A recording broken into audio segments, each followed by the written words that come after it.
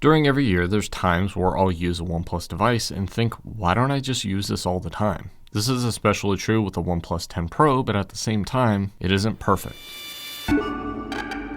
Hello everyone, this is Matt from Real World Review, and today we have the best OnePlus device that I own, which I was hoping to change that with the 15, but anyways, let's talk about the OnePlus 10 Pro. This is clearly much better than the OnePlus 10 because just like the Motorola Moto Z2, both don't exist. Instead, they launched with the OnePlus 10 Pro, then the 10T and 10R. No, not that one. So what makes this phone Pro? Well, the 11 breaks this, but the telephoto camera and that metal frame. Yes, the OnePlus 10T goes plastic in the middle, while this matte frame is metal, being flat on the top with a single microphone, left housing the volume rocker, while the right side has the power button and alert slider for silent, vibrate, and ring, while the bottom is where the dual or single SIM slot is, with a microphone next to it and a USB-C 3.1 port and a dual oval setup for the bottom speakers, which pairs with the speaker slit at the top and gives you some great stereo speakers. Honestly sounds pretty good. Then the back is almost all glass, being a matte textured curved Gorilla Glass 5 with a camera island that is actually glass apparently, with the camera covers that are also glass, and two of them have this little metal ring, which is the only metal that's on the back of this phone. The P2D50T on the back is here thanks to that Hasselblad collaboration, not because of the dual LED flash ring here, but because it stands for Phone Second Generation 50 Megapixel Triple Camera, which is one, not true, and two, not similar to what Hasselblad actually does.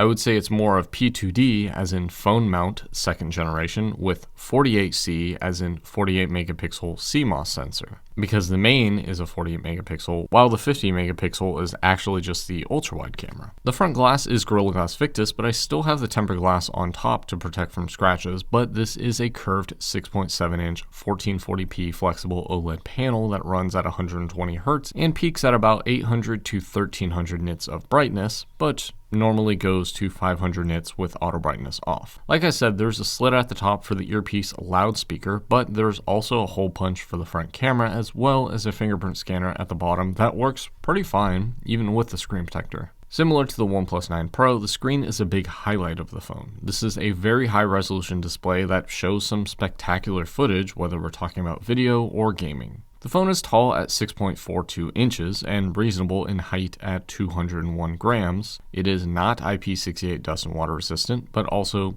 is. For some reason, the T-Mobile ones get this rating, but other ones don't, which means it's probably IP68, just not certified. Either way, always take water resistance with a grain of rice. We get Wi-Fi 6, Bluetooth 5.2, and 5G support, obviously, but no 5G millimeter wave. Also, make sure you get the model for your country, as some of these phones have varying bands depending on the country that they come from. I like the green version of the phone the best, but personally I believe that this is still a great looking phone regardless of the color. I don't know why OnePlus likes using green, but I'm a fan. The 11 wasn't great, but the OnePlus 12 in green looks amazing.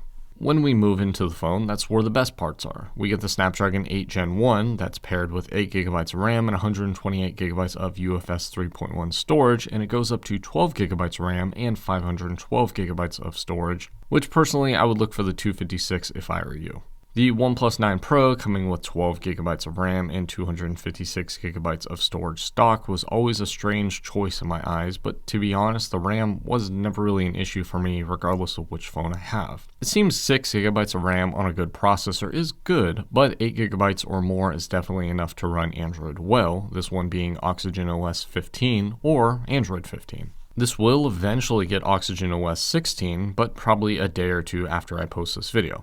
Fun times. Either way, the operating system is hit or miss, and for me, it's a hit.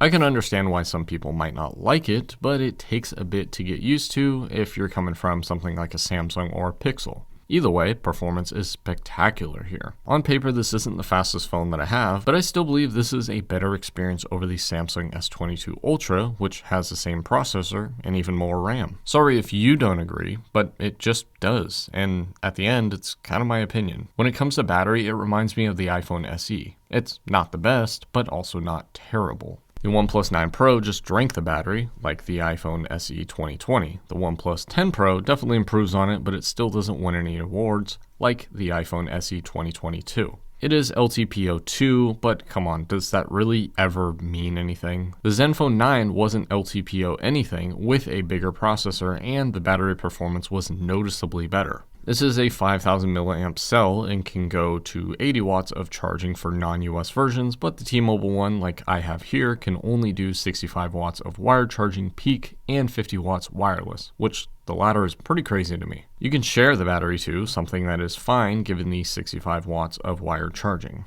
Now, does the phone get warm? Sure. But it really only gets hot when you're gaming, as normal usage gives me normal warming that pretty much every phone has. If your phones are constantly getting hot, maybe it's because it's 40 degrees Celsius where you live. Now, in use, the cameras are good. On paper, it's a mess. So let's talk about the front camera, then the 50T. The front camera is a 32 megapixel camera, which I can't take seriously. It's a nice camera, but it's not focusable and only shoots 720 and 1080p at 30 frames per second. It's essentially iPhone 10 specs with more megapixels. Then we have the 50T, which is the 50 megapixel ultra wide camera on the back that is not focusable, because why? Sure, it's a super ultra wide at 150 degrees, but clearly it wasn't the great choice because this was the only year that OnePlus and related companies used that lens, as no other OnePlus goes beyond 120 degrees. You could do every video format up to 4K 30 frames per second, so even that suffered here. Shots look good, but going 150 degrees is a little much, though normal shots are less than that. You will have to put it in the 150 degree mode if you want those shots.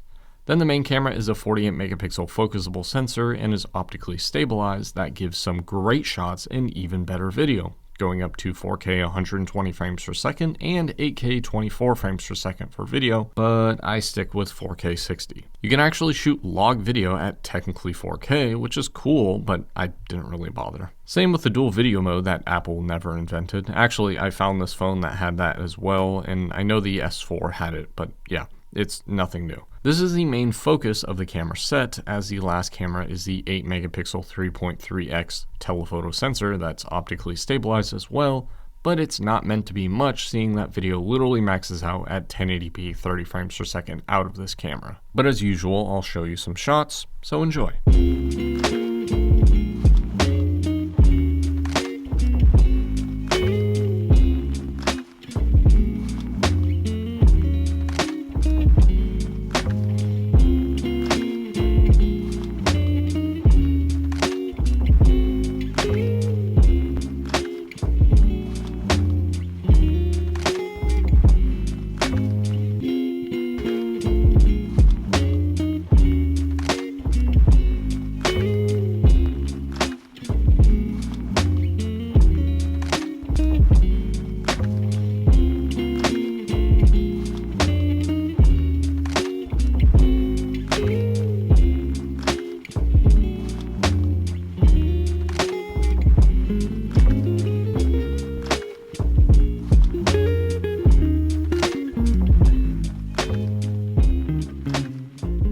The Hasselblad addition to this feels minimal. Does it look good? I would say so, and ironically the OnePlus 15 drops Hasselblad and is set to be inferior to the 13, so maybe there is something about the cameras on this phone that are specially tuned. While it looks cool, the X-Pan feature is a gimmick as usual, just like the 150 degree ultra-wide setting. That said, real-life X-Pan looks great.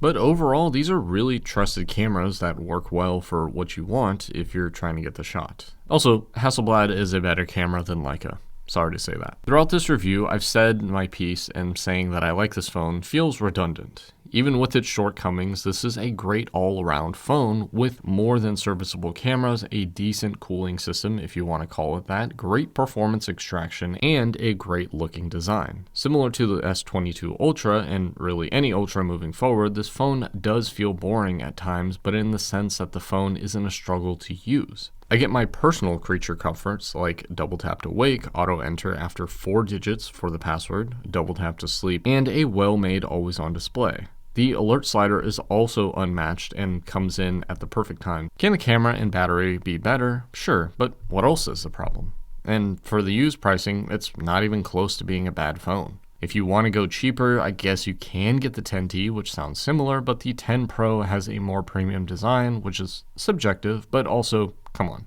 Look at this thing. OnePlus is a strange company as they always say never settle, but then force people into situations where they have to choose a specific phone is indeed settling. Oh, the irony. For now, this seems like a great phone. This will get Android 16, but what about Android 17? Probably not. That said, not a lot of phones with this processor will be getting Android 17, and technically you got phones like the Zenfone 9 that didn't even get Android 15. Really, if you don't like the cameras, that might be a deal breaker for this phone. And for the battery, again, 65 watts is pretty great, even if it doesn't hit that all the time. And that's my review of the OnePlus 10 Pro, my favorite OnePlus that I own, minus the OnePlus 7 Pro. I honestly wish there was a 2026 version of that phone. But what do you think? Should OnePlus be on the same level as Samsung and Google? Let me know, and as always, thanks for joining the 1%, and thanks for watching.